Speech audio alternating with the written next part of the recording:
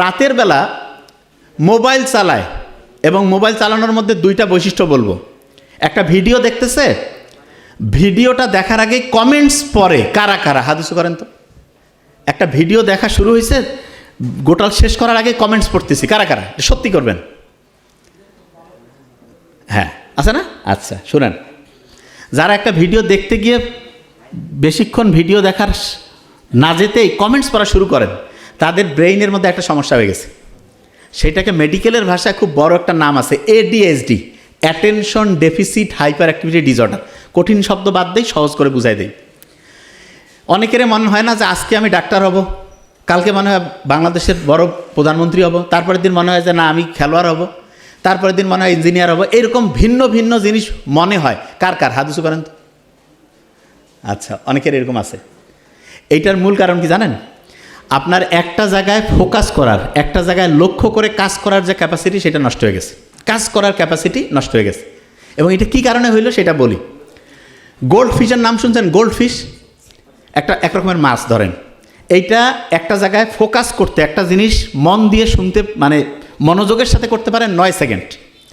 আর আমরা যারা মানুষ আছি, মাইক্রোসফট কোম্পানি গবেষণা করছে মানুষের একটা জায়গায় মনোযোগ দেওয়ার, একটা জিনিসের প্রতি মানে হচ্ছে যে অ্যাটেনশন দেওয়ার টাইম এখন হচ্ছে 8 সেকেন্ড। কত সেকেন্ড? তাহলে কোন তো গোল্ড ফিশ আর মানুষ, এই দুইটার মধ্যে অ্যাটেনশন কার কম? মানুষের। 8 সেকেন্ড। আপনার তো মনে হবে যে না আমি তো 8-10 ঘন্টা পড়ি, ঘন্টু পড়া হয় না। আপনারা পৃথিবীর খুব সেরা একজন ধনী মানুষ, ঠিক আছে, উনি মাত্র 5 থেকে 6 মিনিট অ্যাটেনশন দিতে পারতো। আর আপনি যদি এটা 2-3 মিনিট করতে পারেন তাহলে খুব ভালো।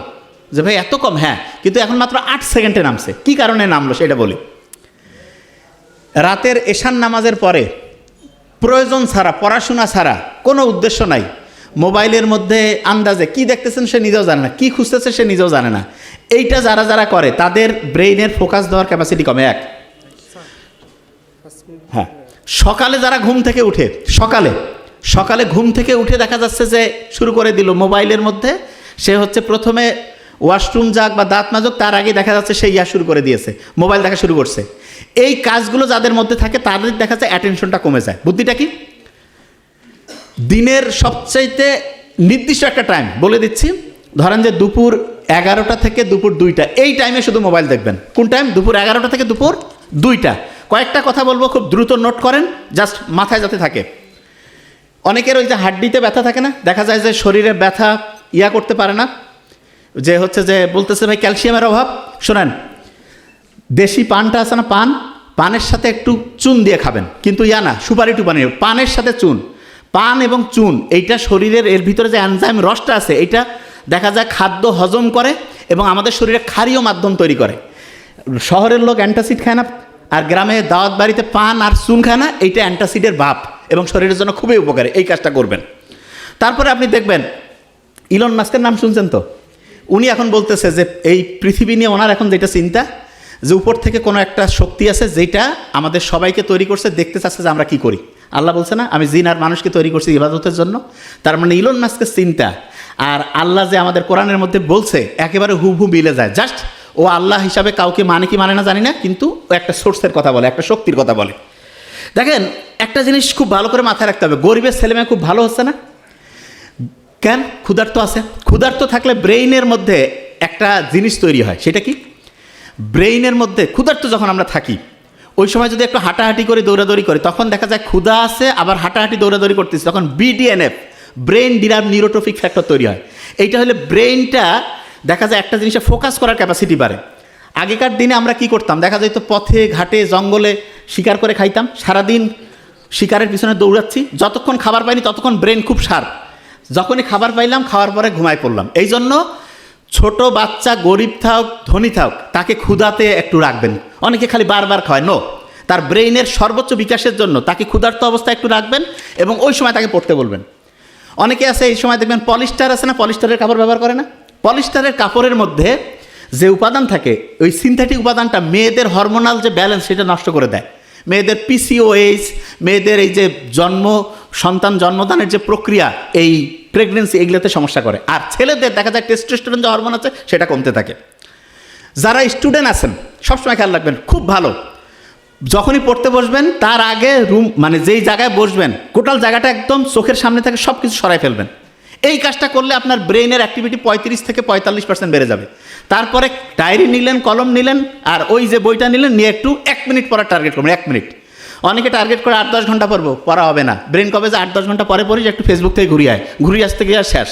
1 মিনিট টার্গেট নিয়ে পড়বেন, গেম চেঞ্জিং হবে। আর যা পড়বেন মেইন পয়েন্টটা লিখবেন। আমরা যা কিছু খাই, যে এখানে বোতল আছে, আমি কিন্তু এগুলো খাই না নর্মালি, দেখবেন আমার বোতলগুলো আলাদা। এগুলোর মধ্যে আমি সেদিন আকিস গ্রুপ অফ ইন্ডাস্ট্রিজের ওইখানে প্রোগ্রামে ওনাকে বললাম, মহিউদ্দিন ভাইকে, যে এগুলোর মধ্যে মাইক্রোপ্লাস্টিক আছে। এগুলো কী করে? রক্তের মধ্যে ঢুকে রক্তের নালীগুলোকে আস্তে আস্তে আস্তে আস্তে আস্তে জ্যাম করে দেয় এবং রক্ত ঠিকভাবে কাজ করতে পারে না। রক্ত হচ্ছে জ্যামের মধ্যে পড়ে যায়। রক্ত যদি জ্যাম লাগে, রক্ত যদি ঠিকভাবে কাজ না করে, তখন দেখা যায় আমাদের শরীরে রোগ জীবাণু বাঁধে। এবং এই জন্য ইসলামের মোহাম্মদ সাল্লাল্লাহু খুব অসাধারণ একটা হচ্ছে রক্ত পরিষ্কারের জন্য হিজামা করবেন। আমার ছোটো ভাই নোবেল এটা নিয়ে খুব ভালো করে বলে, হিজামা যদি করেন গেম চেঞ্জিং হবে। এবং সব খাবারের মধ্যে এত প্লাস্টিক, বিজ্ঞানীরা দেখছে প্রতিদিন প্রায় 50,000 মাইক্রোপ্লাস্টিক আমাদের শরীরে ঢুকতেছে। আস্তে আস্তে এটা আমাদের কোষগুলোর যে স্বাভাবিক গঠন ধ্বংস করতেছে এবং আমরা ক্যান্সার, আলসার, লিভারের সমস্যা, এই বড় বড় সমস্যার দিকে আগায় যাচ্ছি। সুগন্ধি ইসলামের খুব ভালো একটা জিনিস না? ইসলাম কত অসাধারণ। বিজ্ঞানীরা এখন দেখতেছে, কেউ যখন বডি স্প্রে, মানে এক কথা সে আতর মাখুক আর যাই মাখুক, সুগন্ধি যখন সে ব্যবহার করে, তার ব্রেইনের 2টা অংশ প্রিফ্রন্টাল কর্টেক্স, হিপ্পোক্যাম্পাস অ্যাক্টিভ হয়ে যায়। হইলে কী হবে? পড়া দ্রুত শর্ট টার্ম থেকে লং টার্ম মেমোরিতে যাবে, পড়া মনে থাকবে। আর একটা জিনিস বলে রাখি যেটা খুব ইম্পর্টেন্ট, যখন আপনি পড়বেন, যখন আপনি একটা নতুন জিনিস পড়বেন, নতুন, তখন বাম হাতটা মুষ্টি করে পড়বেন। আর যখন রিভিশন দিবেন, রিভিশন মানেটা আর না, আর প্রথম বর্ণ, রাইট হ্যান্ড মানে আর না, ডান সাইডের যে রাইট হ্যান্ড, এইটা দিয়ে এইটা হাতটা চিপে ধরে পড়বেন। মানে নতুন জিনিস পড়ার সময় বাম হাতটা মুষ্টি করে ধরবেন। আর যখন পুরাতন জিনিস রিভিশন দিবেন, তখন ডান হাতটা মুষ্টি করে ধরবেন। কেন? ডান হাতটা মুষ্টি করে ধরলে ব্রেনের বাম সাইডটা, বাম হাতটা মুষ্টি করে ধরলে ব্রেনের ডান সাইডটা অ্যাক্টিভ হবে এবং পড়াটা তখন ঠিকভাবে যেখানে রিজার্ভ করার কথা সেখানে হবে। 1 মিনিটে কথা এখন সবগুলোর রিজার্ভ যা যা আমরা বলছি এটা এখন ধরে ফেলবো। শহীদ প্রেসিডেন্ট জিয়াউর রহমান কোন ভিটামিনের মতো? Vitamin D. আচ্ছা, ভিটামিন ডি যদি ঠিকভাবে কাজ করে, আমাদের টেনশন বাড়বে না কমবে? কমবে। আচ্ছা, ব্রেইনের জন্য খুব ভালো পানি, আর হচ্ছে যখনই টেনশন হবে বুক ভরে শ্বাস নিব, ছাড়বো।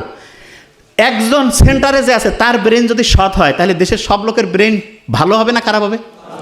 ওই লোক যদি খারাপ হয়, সব খারাপ। তাহলে আমরা যদি দেশটাকে ভালো করতে চাই, সেন্টারে কি ভালো লোক রাখবো না খারাপ লোক? Thank you so much. আসসালামু আলাইকুম। 1 মিনিটে কথা এখন সবগুলোর রিজার্ভ যা যা আমরা বলছি এটা এখন ধরে ফেলবো। শহীদ প্রেসিডেন্ট জিয়াউর রহমান কোন ভিটামিনের মতো? Vitamin D. আচ্ছা, ভিটামিন ডি যদি ঠিকভাবে কাজ করে, আমাদের টেনশন বাড়বে না কমবে? কমবে। আচ্ছা, ব্রেইনের জন্য খুব ভালো পানি, আর হচ্ছে যখনই টেনশন হবে বুক ভরে শ্বাস নিব, ছাড়বো। একজন সেন্টারে যে আছে তার ব্রেন যদি সৎ হয়, তাহলে দেশের সব লোকের ব্রেন ভালো হবে না খারাপ হবে? ওই লোক যদি খারাপ হয়, সব খারাপ। তাহলে আমরা যদি দেশটাকে ভালো করতে চাই, সেন্টারে কি ভালো লোক রাখবো না খারাপ লোক? Thank you so much. আসসালামু আলাইকুম।